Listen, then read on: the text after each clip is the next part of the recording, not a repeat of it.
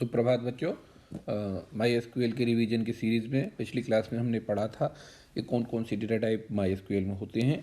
Screen पर आप देख रहे हैं 40 मार्क्स की पाइथन प्रोग्रामिंग, 10 मार्क्स की कंप्यूटर नेटवर्क्स और डेटाबेस कंसेप्ट और एसक्यूएल आपके 20 मार्क्स के आएंगे। इस तरह से आपके टोटल ये 70 मार्क्स हो जाएंगे। और उसके बाद हमने पढ़ा था कि डेटा टाइप्स कौन कौन से हैं माई एसक्यूएल में। तो 5 डेटा टाइप हैं। इंटीजर नंबर्स के लिए, फ्लोट फ्रैक्शनल वैल्यूज़ के लिए, डेट टाइप की वैल्यूज़ के लिए, और कैरेक्टर और वेर कैरेक्टर स्ट्रिंग टाइप के टेक्सचुअल डेटा को स्टोर करने के लिए ये 2 डेटा टाइप होते हैं, कैरेक्टर और वेर कैरेक्टर। कंस्ट्रेंट की बात की थी तो 5 कंस्ट्रेंट हैं, रेस्ट्रिक्शंस हैं। टेबल बनाते समय हम ये कंस्ट्रेंट या रेस्ट्रिक्शन लगा सकते हैं। तो पहला कंस्ट्रेंट है नॉट नल, यानी उस कॉलम की वैल्यू को जब इंसर्ट कर रहे हैं तो खाली वैल्यू नहीं दे सकते, वहाँ पर वैल्यू देना ज़रूरी है। यूनिक में रिपीट वैल्यू नहीं दे सकते। डिफ़ॉल्ट में अगर डिफ़ॉल्ट वैल्यू सेट कर देते हैं और वैल्यू नहीं देते तो फिर वो डिफ़ॉल्ट वैल्यू ले लेता है। और प्राइमरी की अगर कोई कंस्ट्रेंट लगाते हैं तो एक साथ 2 कंस्ट्रेंट लग जाती हैं। एक तो वो यूनिक रहेगी वैल्यू, यानी रिपीट नहीं कर सकते, और उसको नल वैल्यू भी नहीं दे सकते। और फॉरेन की कब लगाते हैं? जब 2 टेबल में कोई एक कॉलम कॉमन हो तब फॉरेन की लगाते हैं। तो ये हमने पढ़ा था पिछली क्लास में। और उसके बाद हमने देखा था कि एसक्यूएल के कमांड भी 2 तरह के होते हैं, एक डीडीएल कमांड, एक डीएमएल कमांड। डीडीएल में आपके 3 कमांड हैं, क्रिएट, एल्टर और ड्रॉप, और डीएमएल में 4 हैं, सेलेक्ट, इंसर्ट इनटू, डिलीट और अपडेट। ये डेटा को सेलेक्ट करने के लिए, डेटा को टेबल में इंसर्ट करने के लिए, और डेटा को डिलीट करने के लिए, और डेटा को अपडेट करने के लिए हैं। जबकि ये स्ट्रक्चर को बनाने के लिए, स्ट्रक्चर को अल्टर या चेंज करने के लिए, या स्ट्रक्चर को डिलीट या ड्रॉप करने के लिए। तो ये स्ट्रक्चर पे अप्लाई होते हैं, और ये स्ट्रक्चर के अंदर जो हम डेटा इंसर्ट करते हैं उस पर अप्लाई होते हैं। तो आज हम सीखेंगे सबसे पहले SQL command for data definition, यानी डीडीएल कमांड्स के बारे में आज हम सीखेंगे। तो आप देख रहे हैं स्क्रीन पर एसक्यूएल फॉर डेटा डेफिनेशन यानी डीडीएल कमांड। तो मान लीजिए हमें ये बताया गया है, ये कंडीशन दे दी है कि आपको टेबल बनानी है। 2 टेबल हम बनाने जा रहे हैं, एक स्टूडेंट टेबल और एक गार्जियन टेबल। तो इसमें हमें ये बताया गया कि कौन कौन से एट्रीब्यूट होंगे, यानी कौन कौन से कॉलम होंगे टेबल में। फिर उनका डेटा टाइप, डेटा जो भी हम स्टोर करने वाले हैं टेबल में, वो किस तरह का डेटा स्टोर होने वाला है। तीसरे कॉलम में हम बता रहे हैं कौन सा डेटा टाइप हम लेंगे उन वैल्यूज़ को स्टोर करने के लिए। और चौथे कॉलम में हमने बताया कि कंस्ट्रेंट क्या होगी। तो data types and constraint for the table student table के लिए बता रहे हैं। तो इसमें एट्रीब्यूट नेम यानी कॉलम के नेम क्या क्या होंगे? पहला रोल नंबर कॉलम होगा, दूसरा एस नेम स्टूडेंट का नाम, तीसरा एस डेट ऑफ बर्थ, और चौथा GUID यानी गार्जियन की आईडी।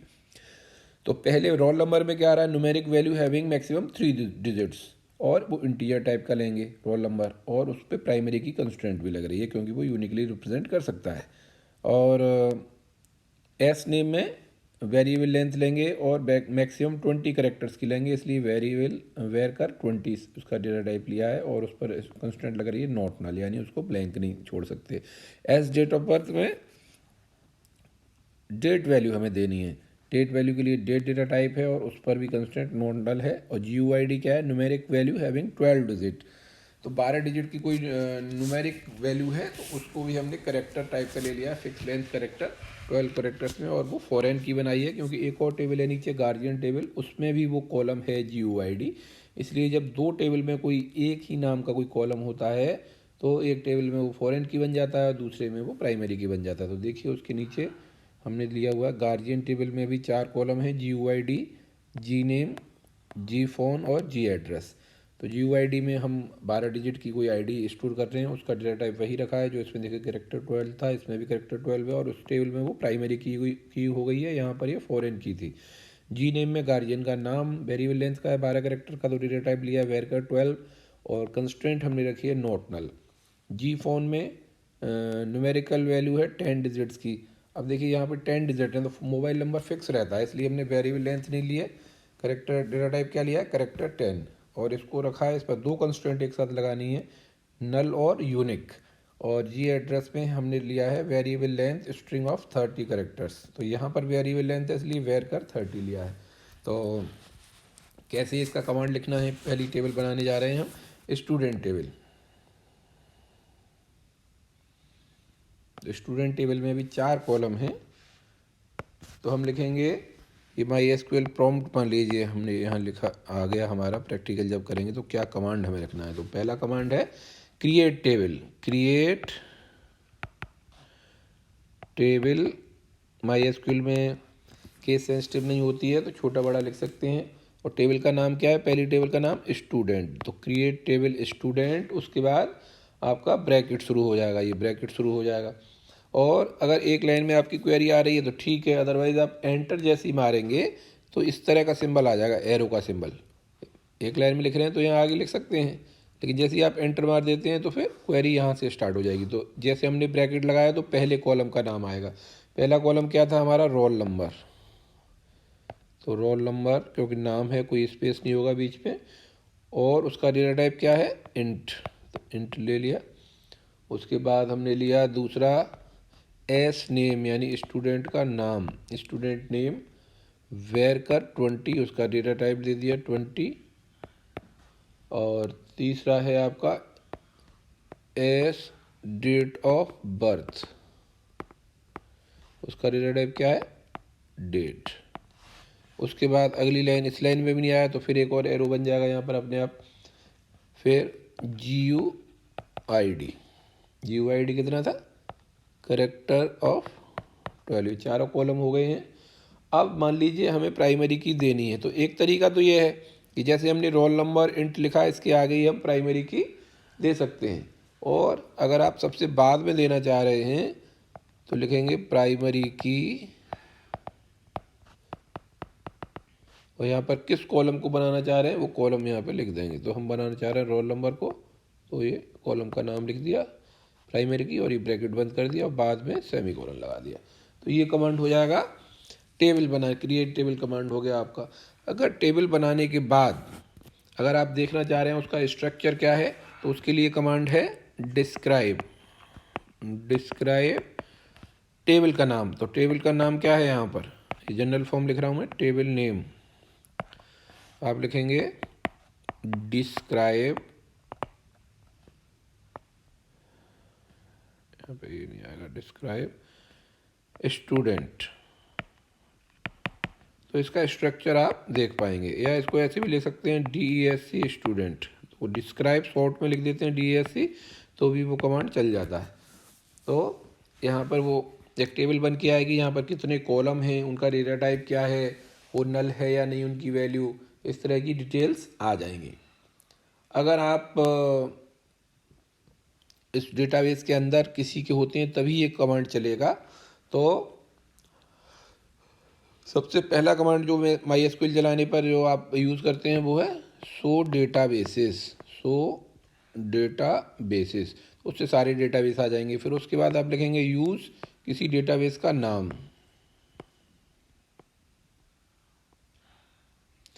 जैसे ही आप ये कमांड चलाएंगे तो आप किसी डेटाबेस के अंदर चले जाएंगे। फिर लिखेंगे शो टेबल्स, तो जो किसी पर्टिकुलर डेटाबेस में जितनी टेबल होंगी वो टेबल्स आपको दिख जाएंगी, ठीक है।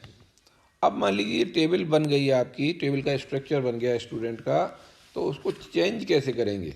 मान लीजिए ये टेबल बनने के बाद आपको याद आता है कि प्राइमरी की लगानी है, तो उसके लिए क्या कमांड होगा, तो उसके लिए लिखेंगे एल्टर, क्योंकि बनने के बाद हम स्ट्रक्चर चेंज कर रहे हैं, एल्टर टेबल स्टूडेंट। फिर लिखेंगे ऐड, फिर कंस्ट्रेंट का नाम प्राइमरी की, और किस कॉलम पे लगाना चाह रहे हैं वो कॉलम लिख देंगे। मान लीजिए लगाना हमें रोल नंबर पे, तो रोल नंबर लिख देंगे सेमीकोलन। तो इस तरह से बाद में प्राइमरी की ऐड कर सकते हैं अगर यहाँ पर लगाना भूल गए हैं तो। देखिए अब यहाँ पे आपने पहले लिए कमांड चला दिया, फिर आप ये चलाएंगे तो क्योंकि प्राइमरी की ऑलरेडी एग्जिस्ट है तब तो एरर आ सकती है। लेकिन अगर आपने यहाँ पर प्राइमरी की नहीं लगाई है और बाद में आप लगाना चाह रहे हैं तो alter table student add primary की और ब्रैकेट में कॉलम का नाम। अगर आप फॉरेन की आप बाद में इंसर्ट करना चाह रहे हैं तो फॉरेन की लगाने के लिए फिर एल्टर करेंगे हम टेबल को, तो फॉरेन की लगाने के लिए लिखेंगे एल्टर टेबल, किस टेबल पे लगा रहे हैं, उस टेबल का नाम। मान लीजिए स्टूडेंट टेबल लगाया हमने, alter table student, add foreign की, और किसको बनाया फॉरेन की, GUID। तो ऐसा लिखने के बाद अल्टर टेबल ऐड, यहाँ पे प्राइमरी की लिखा था, यहाँ फॉरेन की लिख दिया, फिर किस कॉलम को फॉरेन की बनाना है वो लिख दिया। जब फॉरेन की बनाते हैं तो याद ये रखना है कि फॉरेन की एक टेबल पे नहीं लगती, तो हमें ये भी लिखना पड़ेगा रेफरेंसेस। रेफरेंसेस किस टेबल से रेफरेंस दे रहे हैं, तो references of guardian table. Guardian table का कौन सा कॉलम, GUID, यानी कि दूसरी टेबल का नाम, रेफरेंसेस लिख के दूसरी टेबल का नाम और उसका कॉलम भी हमें देना पड़ता है फॉरेन की के केस में। मान लीजिए हमें यूनिक कंस्ट्रेंट लगानी है, यूनिक कंस्ट्रेंट लगानी है तो कैसे लिखेंगे, alter table guardian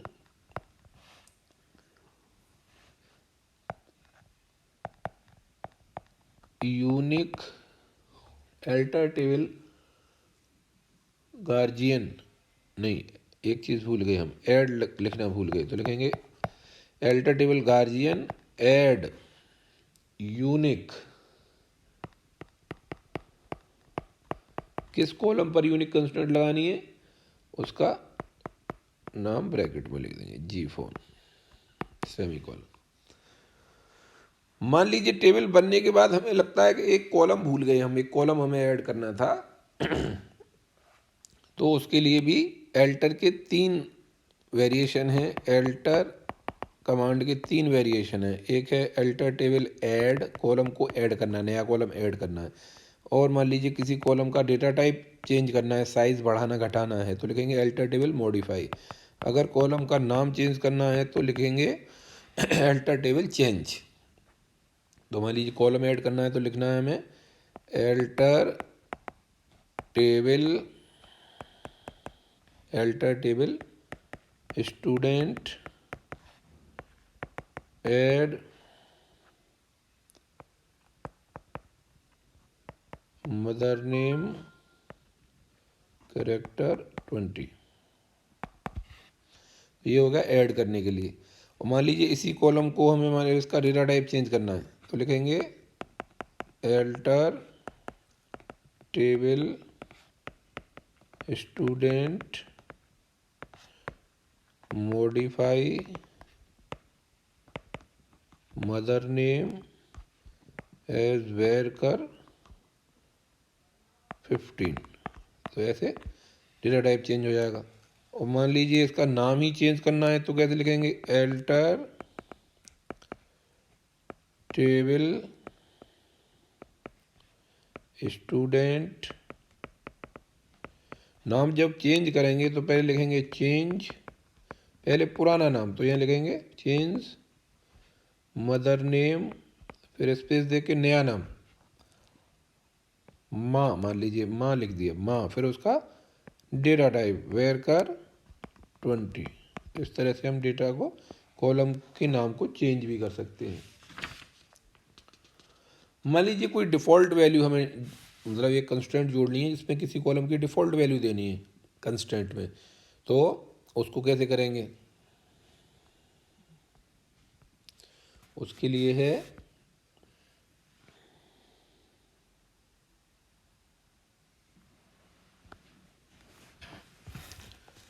alter table student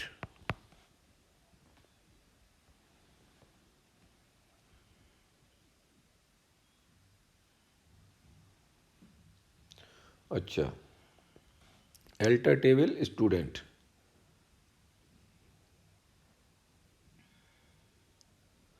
modify, क्योंकि जो पहले से बना हुआ है कॉलम उसी को हम चेंज कर रहे हैं, तो modify as student date of birth, इसको हमने चेंज किया, ये कॉलम पहले से ही था।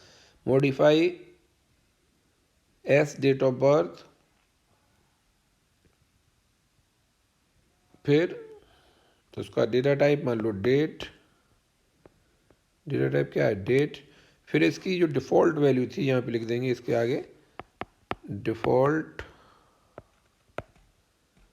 स्पेस देंगे और यहाँ पर उसकी ईयर लिख देंगे, ये डेट लिख दी सेमीकोलन। तो एस डेट ऑफ बर्थ पे हमने डिफ़ॉल्ट कंस्ट्रेंट और लगाई है, तो क्योंकि ये पहले से था इसलिए डिफ़ॉल्ट। देखिए यहाँ ये ध्यान दीजिएगा कि जब हम केवल डिफ़ॉल्ट कंस्ट्रेंट लगा रहे हैं तो ऐड कंस्ट्रेंट नहीं लिखते। ऐड कंस्ट्रेंट किस में लिखते हैं,